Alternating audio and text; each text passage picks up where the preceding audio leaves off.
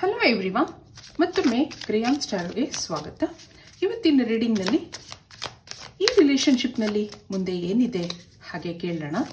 ಇದೊಂದು timeless general reading ಆಗಿರುತ್ತೆ, ಹಾಗೆ ಕಲೆಕ್ಟಿವ್ ಎನರ್ಜಿನಲ್ಲಿರುತ್ತೆ.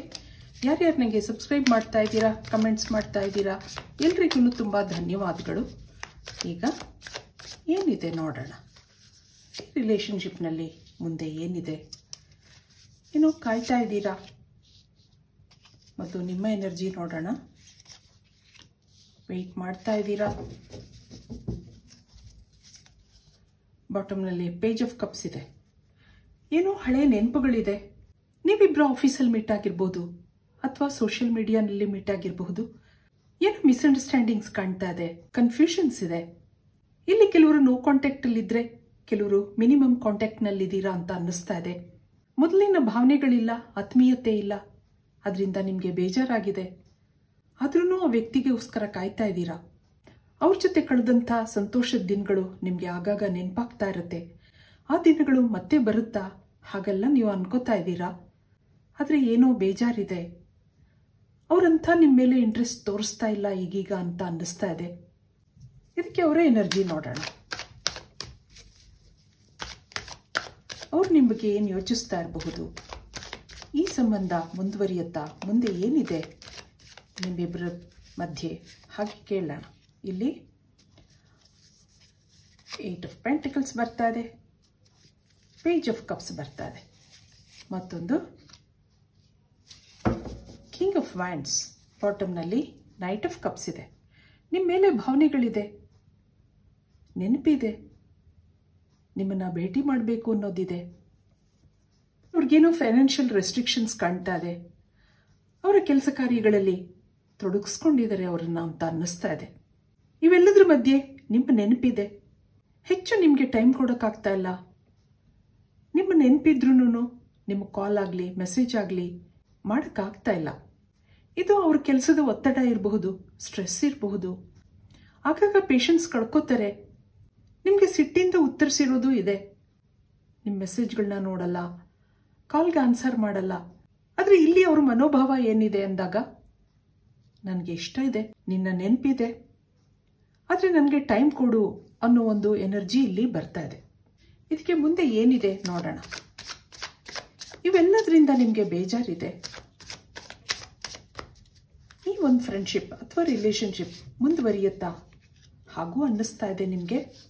ಇಲ್ಲಿ ನೋಡಿ, ಎಸ್ ಅಂತ ಬರ್ತಾ ಇದೆ, 2 ಆಫ್ ಕಪ್ಸ್, ಹಾಗೆ 3 ಆಫ್ ಕಪ್ಸ್ ಬರ್ತಾ ಇದೆ, ಮತ್ತೊಂದು ಜಡ್ಜ್ಮೆಂಟ್, ಹಾಗೆ ದಿ ಸ್ಟಾರ್ ಕಾರ್ಡ್, ಮತ್ತೊಂದು ಟೆಂಪರೆನ್ಸ್ ಬರ್ತಾ ಇದೆ.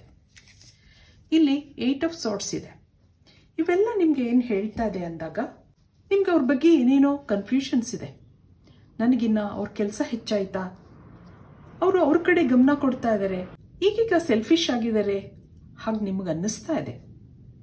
ಆಗಾಗ ಅವರ ಹಿಂದಿನ ಸ್ವಭಾವ ಈಗಿನ ಸ್ವಭಾವ ಎಲ್ಲನೂ ಕಂಪೇರ್ ಮಾಡ್ಕೋತೀರಾ. ಹಿಂದೆ ಇದ್ದಂಥ ಆತ್ಮೀಯತೆ ಬರ್ತಾ ಬರ್ತಾ ಕಡಿಮೆ ಆಗ್ತಾ ಇದೆ ಹಾಗೆ ನೀವು ಅಂದ್ಕೊಂಡ್ರೆ.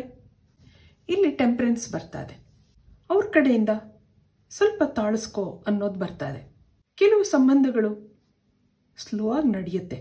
ಎಲ್ರಿಗೂ ಅವ್ರದ್ದೇ ಆದ ಕೆಲಸಗಳಿರುತ್ತೆ, ಅವ್ರದ್ದೇ ಆದ ಸಮಸ್ಯೆಗಳಿರುತ್ತೆ. ನಿಮ್ಮ ನೆನಪಿನ ಜೊತೆ ಅವ್ರ ಕೆಲಸಗಳು ನಡೀತಾ ಇದೆ. ಮುಂದೆ ಎಲ್ಲ ಸರಿಯಾಗುತ್ತೆ ಆ ಒಂದು ಭಾವನೆನೂ ನಿಮಗಿದೆ. ಮನಸ್ಸಿನ ಒಳಗಡೆ ಎಲ್ಲೋ ಒಂದು ಕಡೆ ಅವ್ರು ನಿಮ್ಮನ್ನು ಇಷ್ಟಪಡ್ತಾ ಇದ್ದಾರೆ ಅನ್ನೋದು ಗೊತ್ತಿದೆ ನಿಮಗೆ.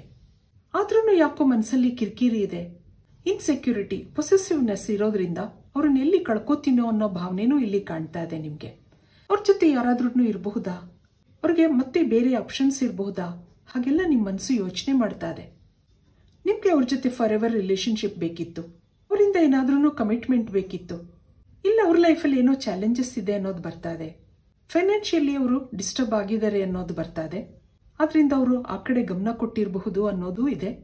ನಿಮ್ಗೆ ಇಲ್ಲಿ ಕಟ್ಟಿ ಹಾಕಿದಂಥ ಪರಿಸ್ಥಿತಿ ಇದೆ. ಇವೆಲ್ಲದ್ರ ಬಗ್ಗೆ ಅವ್ರೇನಾದ್ರೂ ಹೇಳಬೇಕು, ಮನಸ್ಸು ಬಿಚ್ಚಿ ಮಾತಾಡಬೇಕು, ಹಾಗೆಲ್ಲ ನಿಮಗೆ ಅನಿಸುತ್ತೆ. ಇಲ್ಲಿ ಅವ್ರಿಗೂ ಇದನ್ನೆಲ್ಲ ಹೇಳಬೇಕು ಅನ್ನೋ ಮನಸ್ಸಿದೆ. ಆದರೆ ಅವರು ಒಂದು ಸರಿಯಾದ ಸಮಯಕ್ಕೋಸ್ಕರ ಕಾಯ್ತಾ ಇರಬಹುದು ಅನ್ನೋದಿದೆ. ಕೆಲವರು ಅವ್ರ ತೊಂದರೆಗಳನ್ನ ಅಷ್ಟಾಗಿ ಹೇಳ್ಕೊಳಕ್ ಇಷ್ಟಪಡಲ್ಲ. ಹಾಗೆ ಇವರು ಇರಬಹುದು. ಮುಂದೆ ಎಲ್ಲ ಸರಿಯಾಗುತ್ತೆ, ಅದಕ್ಕೆ ನಿಮ್ಗೆ ಯಾಕೆ ಟೆನ್ಷನ್ ಕೊಡೋದು ಆ ಥರನೂ ಅವ್ರು ಅಂದ್ಕೊಂಡಿರ್ಬೋದು. ಇದಕ್ಕೆ ಯೂನಿವರ್ಸಿಂದ ಏನು ಬರುತ್ತೆ ನೋಡೋಣ.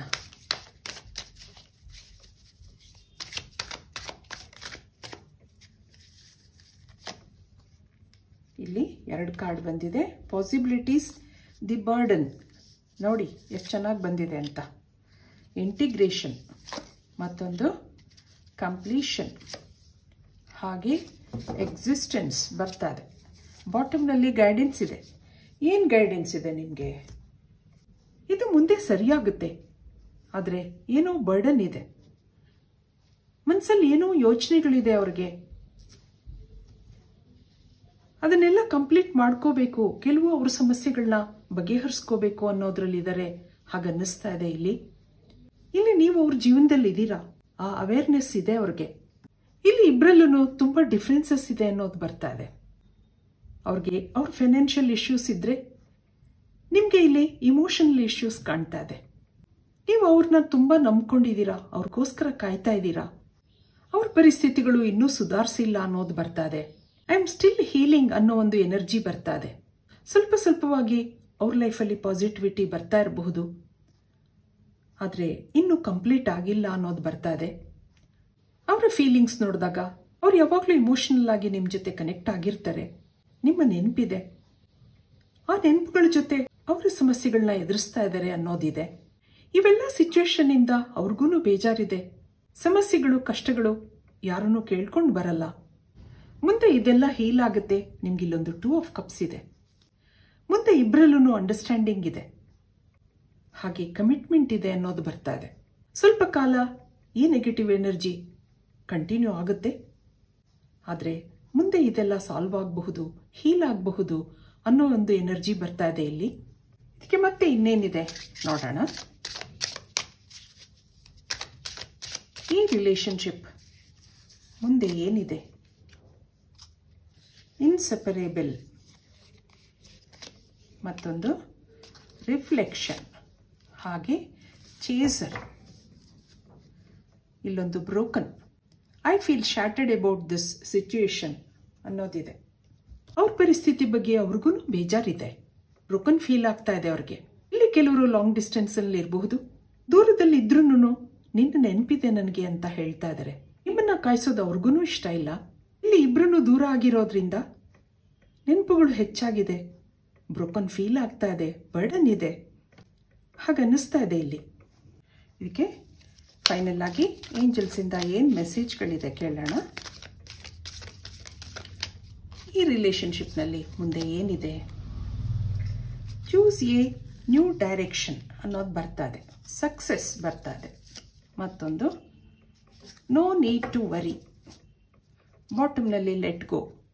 ನಿಮ್ಮ ಯಾವುದೇ ನೆಗೆಟಿವಿಟಿಗಳಿರಬಹುದು, ಕನ್ಫ್ಯೂಷನ್ಸ್ ಇರಬಹುದು, ನಿರಾಸೆಗಳಿರಬಹುದು, ಆ ಯೂನಿವರ್ಸ್ಗೆ ಲೆಟ್ ಗೋ ಮಾಡಿ ಅನ್ನೋದು ಬರ್ತಾ ಇದೆ ನೋಡಿ. ನೆಮ್ಮದಿಯಾಗಿರಿ. ಚೂಸ್ ಎ ನ್ಯೂ ಡಿರೆಕ್ಷನ್ ಅನ್ನೋದಿದೆ. ನಿಮ್ಮ ಮನಸ್ಸನ್ನ ಬೇರೆ ಕಡೆ ಹಾಕಿ ಮ್ಯಾನಿಫೆಸ್ಟ್ ಮಾಡ್ಕೊಳ್ಳಿ. ಇಲ್ಲೊಂದು ಸಕ್ಸಸ್ ಇದೆ, ನೋ ನೀಡ್ ಟು ವರಿ ಅನ್ನೋದು ಬರ್ತಾ ಇದೆ. ಮುಂದೆ ಈ ನಿಮ್ಮ ರಿಲೇಶನ್ಶಿಪ್ನಲ್ಲಿ ಏನಿದೆ ಅಂದಾಗ ಸಕ್ಸಸ್ ಇದೆ, ಯೋಚನೆ ಮಾಡೋದು ಬೇಡ ಅನ್ನೋದು ಬರ್ತಾ ಇದೆ. ಆದ್ರಿಂದ ನಿಮ್ಮ ಮನಸ್ಸನ್ನ ಇವೆಲ್ಲ ನೆಗೆಟಿವಿಟಿಗಳಿಂದ ಲೆಟ್ ಗೋ ಮಾಡಿ, ನಿಮ್ಮ ಕಡೆ ಗಮನ ಕೊಡಿ, ನಿಮ್ಮ ಕೆಲಸ ಕಾರ್ಯಗಳ ಕಡೆ ಗಮನ ಕೊಡಿ. ಟೈಮ್ ಬಂದಾಗ ತಾನಾಗಿ ಎಲ್ಲ ಹೀಲ್ ಆಗುತ್ತೆ ಅನ್ನೋದಿದೆ ಇಲ್ಲಿ. ಇದು ಇವತ್ತಿನ ರೀಡಿಂಗ್ ಆಗಿರುತ್ತೆ. ಮತ್ತೆ ಇಂಥದೇ ರೀಡಿಂಗ್ ಕೇಳಬೇಕು ಅನ್ಸಿದ್ರೆ ನನ್ನ ವಿಡಿಯೋಸ್ನ ಲೈಕ್ ಮಾಡಿ, ಶೇರ್ ಮಾಡಿ, ಸಬ್ಸ್ಕ್ರೈಬ್ ಮಾಡಿ. Thank you for watching. Be happy always.